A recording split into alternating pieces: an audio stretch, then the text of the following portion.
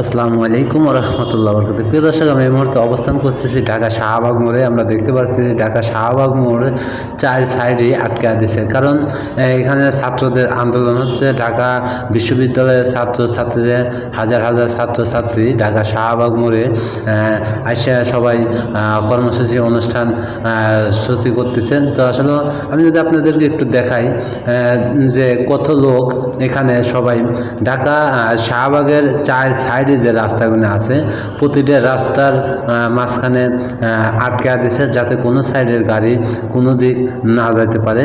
তো সেই অবস্থা করে আসলে ওনাদের কর্মসূচি। তো আমি যদি আপনাদেরকে একটা জিনিস দেখাই যে এই ঢাকা শাহবাগ মোড়ে যে আন্দোলন হচ্ছে, তাদের দাবি একটাই, মুক্তিযোদ্ধা কোটা বাতিল করা হোক। তো এই আন্দোলনের কারণে আমি যদি আপনাদেরকে একটা কথা বলি, আমি এই মুহূর্তে অবস্থান করতেছি ঢাকা কাঁটাবন সিঙ্গেলে। দেখতে পাচ্ছি